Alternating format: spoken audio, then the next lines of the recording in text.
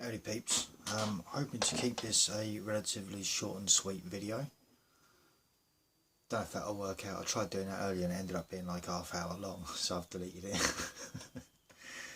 I guess on this one I'm recapping a little bit on my last video, which was my beef with social media, music and people. Total amount of 34 views, 4 thumbs up and 1 comment. And oh, how things have gone back to normal here for me on YouTube. Lost a shit ton of subscribers. Shit happens, I suppose. Could be a combination of things. Might be because I'm not actually I'm not as active as I used to be on the channel. Mostly because I can't be asked talking the same stuff over and over like a lot of other content creators do. Just, you know, regurgitating old ground, and you know, it's not good for you for starters. And even if you've got newcomers coming to the platform, you know, you're not transcending from the point where you were at back then in whenever, you know, and yeah, it's one of them. I don't think it's good for your own personal progression to repeatedly go over the sort of same ground. Because it becomes your mindset, it becomes your life, and eventually it becomes your worldview. And yeah, it is a negative worldview to have, despite many of us trying to remain positive. And I don't know why we do that, really, because nothing really seems to change. It's just getting worse. But still, talking about it doesn't help, does it, you know? So, my last video, one of the things that I really want to sort of point out in this video, is when I'm like giving my perspective on a view, on a comment or a meme or something like that, that's exactly what it is, right? It's not the person that posted it, it's just at the meme. And a lot of the time, one thing that I've noticed as well, there's a lot of there's a lack of consistency, should we say, between the group that posted the meme in the first place, or at least the name of the group that posted the meme in the first place, by comparison to what they're actually talking about. And I found that as well to be somewhat ironic. I sort of did wonder if they do it on purpose, or if they're just not realising that, well, if the name of the group is this, then that probably shouldn't be something they're posting about, because it's not a thing for them, you know. It's not their problem, as it were. But at the same time, for the sake of clickbait, and because so many people are governed by their emotions these days rather than logic and facts and reason, yeah, so a lot of people tend to be a bit more emotionally involved in social media, which is a fucking bad thing, in my opinion. You know, I think social media is responsible. I did this video fucking years ago. It must have been about 2016, I think, or maybe around about then, or 17, maybe even 18. Who knows? I can't remember. But when you look at the damage that social media has done to people, it's done a lot of good, right? I'm not saying it's all bad and catastrophic and everything, but I'm talking about the sort of the other side. You know, I mean, again, my views on people with like OnlyFans is like they consider it an income, which I suppose it is an income, you know. And again, I'll be specific. I'm talking about women, girls and women that remove their clothes for money and do whatever for money on that platform and many other platforms. I mean, fuck man, there's other platforms out there that do that shit for free, and you want to get paid for it. It's like, wow. But again, one thing it does show is that the standards of morality, or at least having morals, seems to be less of a thing these days. And it pains me to see that. And not just on the internet, you know, but even amongst people. And I think that's the one that does me in the most. Especially when it comes to, and I'm going to say it for what it is, double standard amongst friends. You know, the amount of times I've been in these situations where, you know, you've had a little, not an incident as such, but you've had a bit of an issue with a group of friends, because one individual, how can I put it? One individual decides that they want to be the top dog, right? And so they have and again, look, it does come down to a level of psychology. You know, there is a thing going on there. If someone has to be in control over a group of friends, you've got to seriously ask yourself, you know, what are you doing in that group of friends? Because, you know, this is when you get your hierarchy and your pecking order and all of this, right? Within a group of friends, it's like, really? You have a pecking order within a group of friends? Interesting.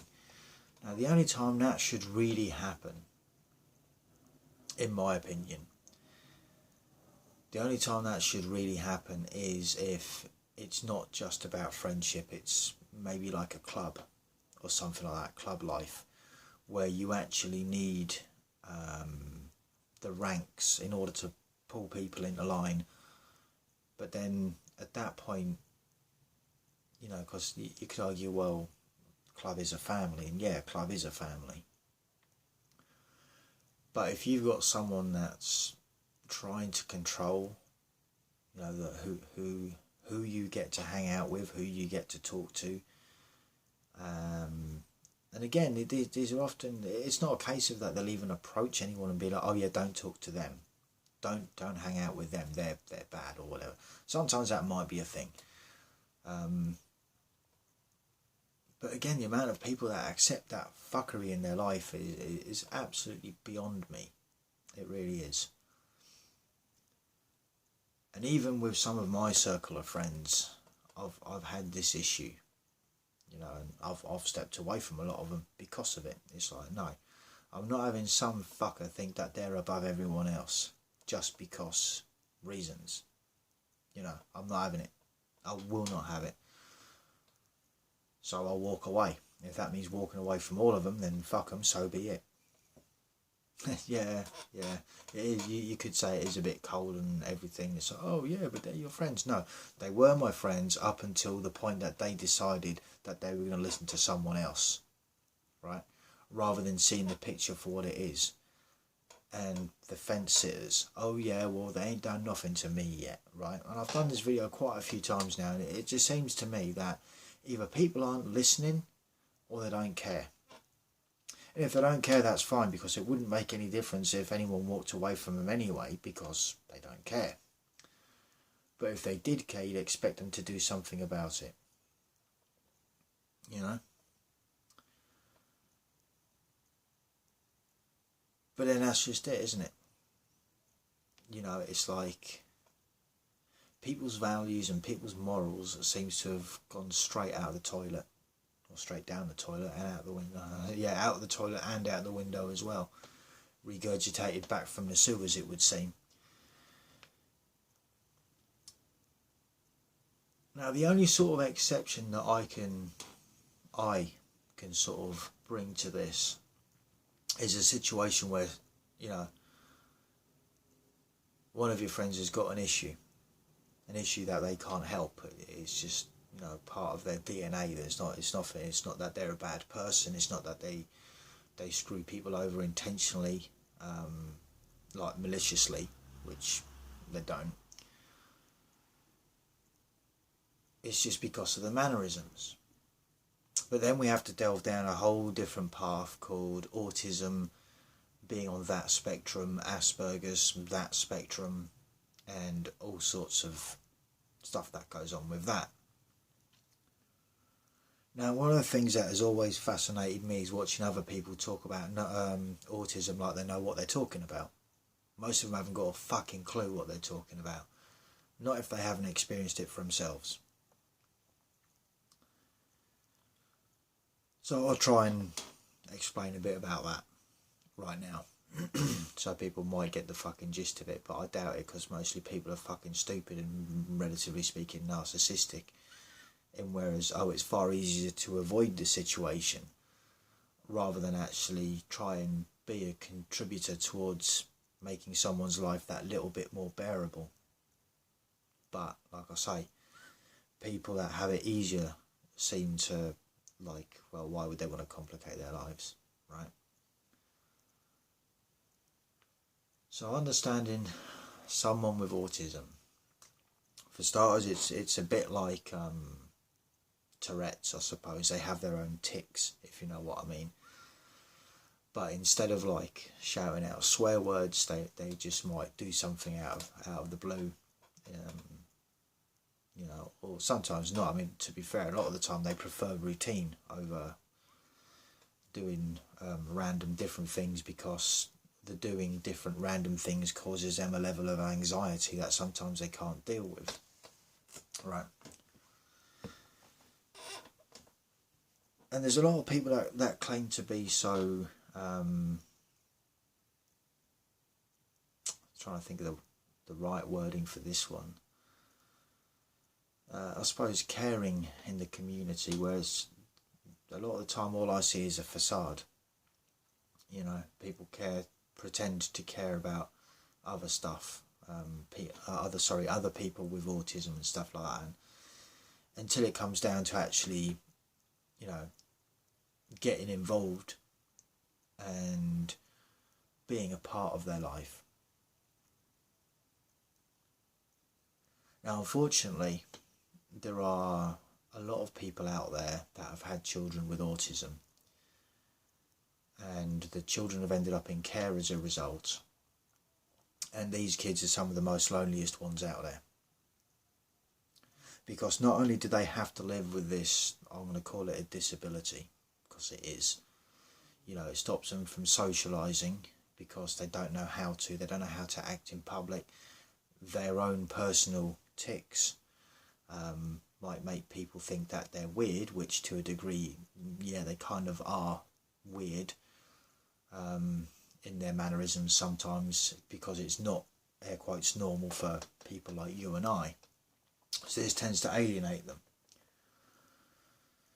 So as a result, a lot of the time these kids end up growing up without very many friends and without very many people that they can actually trust. And once you've been dumped in one of these care homes with key workers, and you know, you can go and visit them, you can take them out for the day, stuff like that. You know, they're still, for the most part, they're still able to function out in society. A lot of the time they just prefer not to because of their own personal anxieties. I mean, fucking hell. A lot of us think like making an appointment for a checkup at the dentist or something like that. I mean, alright, we're not going to like it a great deal because it's financial, right? And they're going to cause you a bit of pain and they're going to charge you money for it, but look, it's going to fix your teeth in the long run.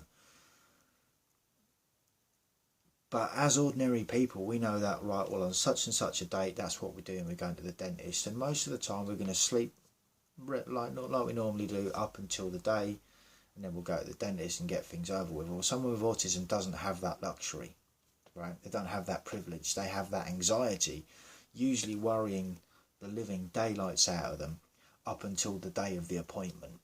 And then when it comes the day of the appointment, they've wound themselves up that much and they're that fucking scared that they ain't even going to leave their house. They ain't going to leave their bedroom, let alone set foot outside the door to the street.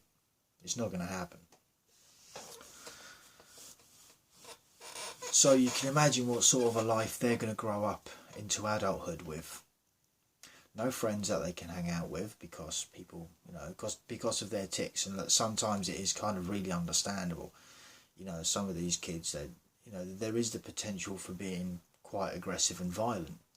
Again, it's not that they are aggressive and violent people. It's just their brain doesn't operate on the same MO, I suppose, as the rest of us. And when it kicks off, it kicks off, and that's it. There's no stop. They can't stop it, you know. And all right, in some cases, police officers do get called into these situations. They might end up arresting the guy or the kid, whatever, you know. But do you seriously think prison or jail is going to help these guys with that level of autism? No, it's not. And neither is beating the shit out of them either. You know, I mean, a lot of the time they put them on medications and half the time it just veggies them out. They end up rocking back and forth and dribbling and not being in actual control of their own body. And they know it. And they know it, you know. They're not stupid.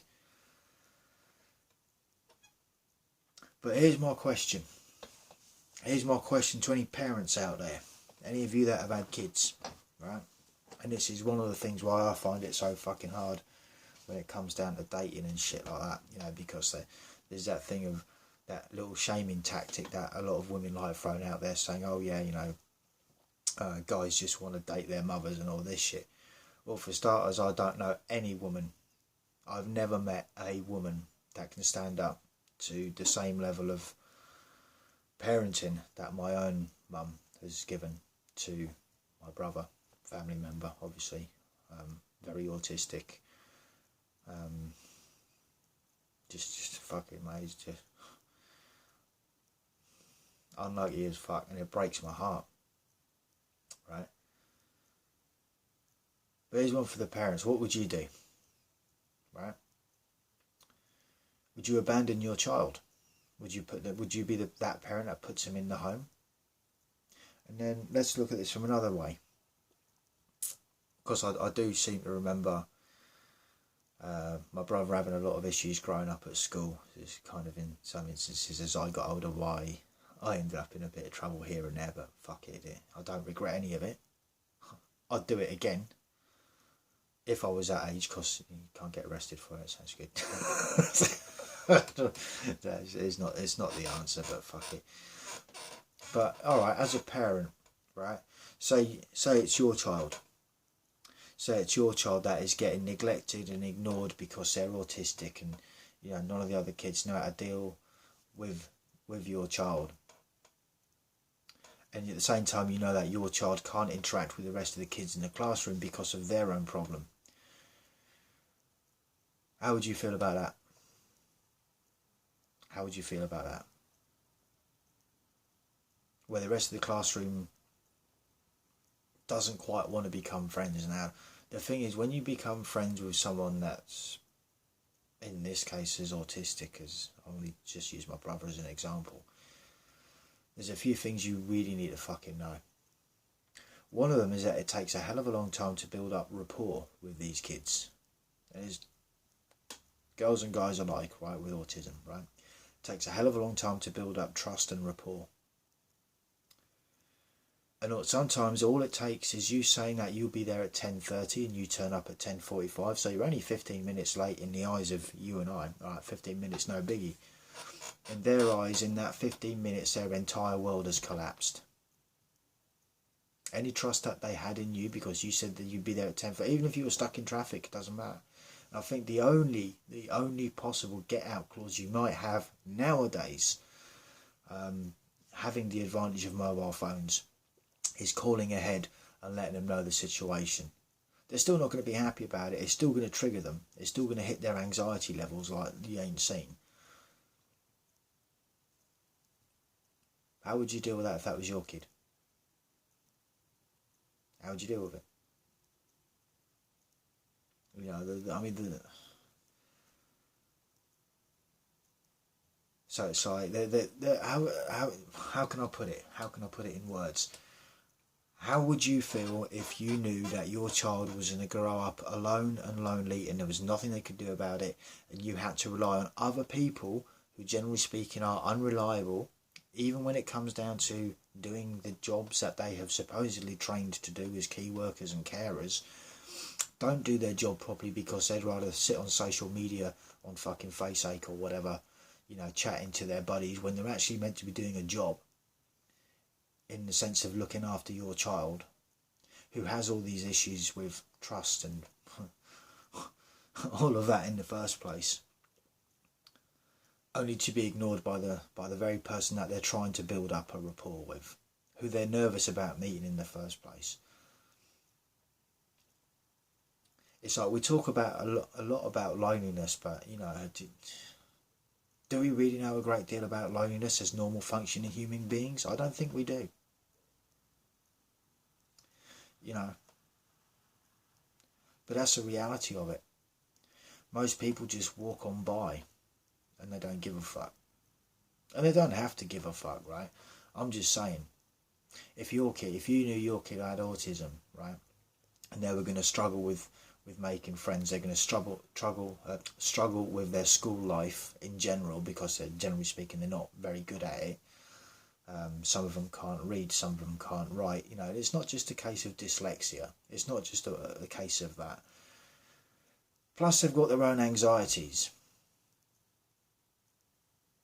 And then you get a bunch of people come into their life and then just walk back out again. How would you feel if that was your kid? I'm just curious, you know. So I see a lot of virtue signalling going on fucking platforms such as Faceache and all of this, about all these people that, you know, they understand autism. It's like, mate, you ain't got a fucking clue. Because if you did have a clue, you wouldn't treat some people the way you treat them. More so when you've been told that they have autism, Asperger's, what's the other one? Even ADHD. You wouldn't just fucking walk away from and abandon them. Or would you? Maybe you're that kind of parent. Put them in a home, out of sight, out of mind. Seems to be a thing, right? Welcome to 2022.